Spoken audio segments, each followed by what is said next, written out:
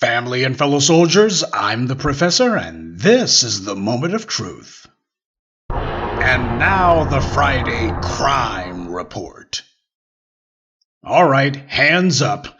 Now, who didn't see this one coming?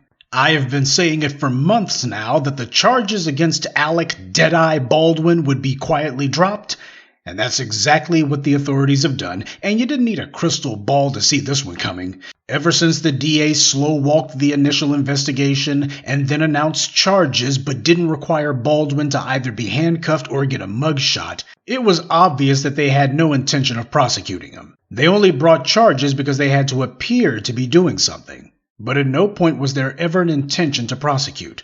And the white media had no intention on asking if Baldwin's criminal past meant that he ought not get any sympathy.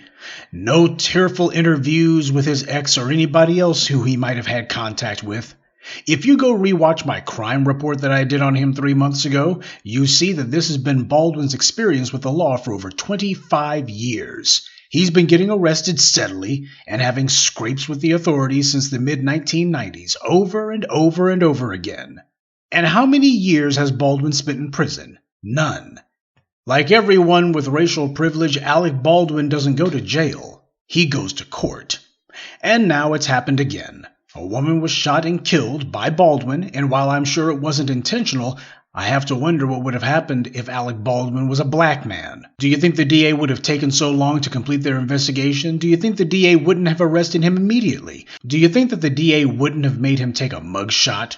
Trial of the century would be the white media headlines, and if the DA had said that they were dismissing the charges, the white media would be in their faces, cameras at the ready, demanding to know why, or why Gayle King would be in tow saying what an injustice it was, and there would be all manner of stories saying that black Alec Baldwin would never work in Hollywood again. They would just have everybody lined up to say, oh no, we'll never work with this guy, period.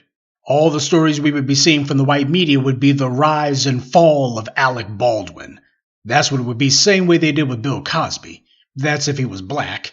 Jonathan Majors, regardless of what you think about his girlfriend, whoever she is, he's being plastered as the poster boy for violence against women. He's lost endorsements, and now movie studios are canceling their film projects that he was scheduled to be in.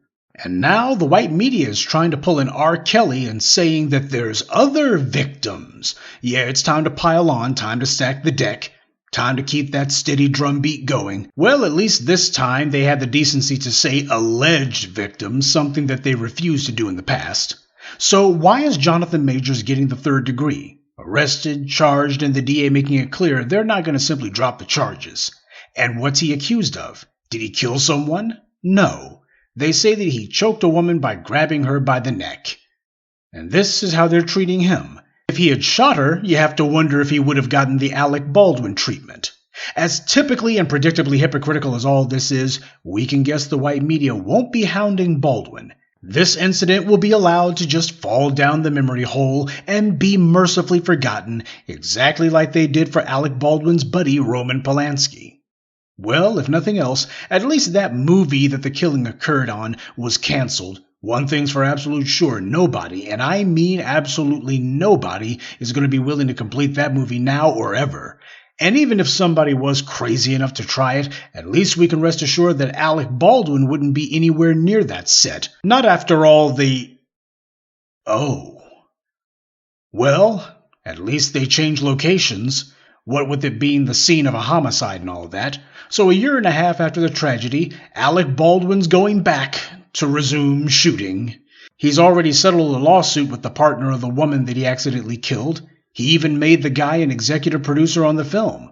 Baldwin, of course, won't be saying much, but he doesn't have to. He's being allowed to get on with his life. He won't become a meme because the white media won't allow him to be. The same way that even though it was excruciatingly obvious from the very start that Baldwin wasn't going to jail and wouldn't even stand trial, the white media didn't put any pressure for him to go down. No tearful interviews with the deceased's partner or family. None of the usual cues that the white media normally does to let the public know that someone has to be punished for this.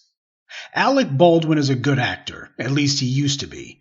But he didn't need his acting skills to get him out of this one.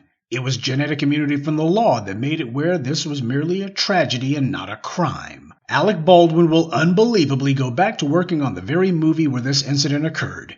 He most likely isn't going to be doing any press junkets at all, but when he's done on this flick, he'll go on to the next movie, as if nothing had happened. He won't be getting the Jonathan Majors treatment, or the Cuba Gooding Jr. treatment either. He simply gets on with the rest of his career, moves on to the next project, and the white media will let him. I predict that in time, Alec Baldwin's reputation will be rehabilitated.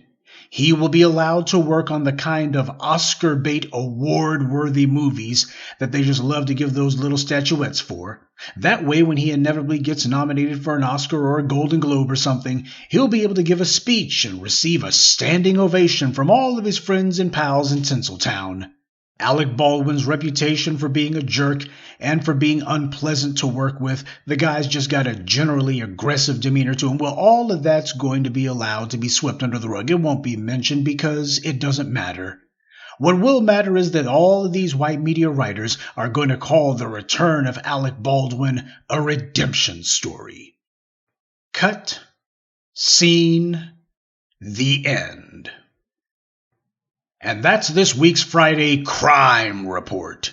Keep your eyes open and stay on alert, because there's a lot worse criminals out there than the ones the white corporate media chooses to show you. Good day, and be one. I'd like to take a moment to mention some of our contributors.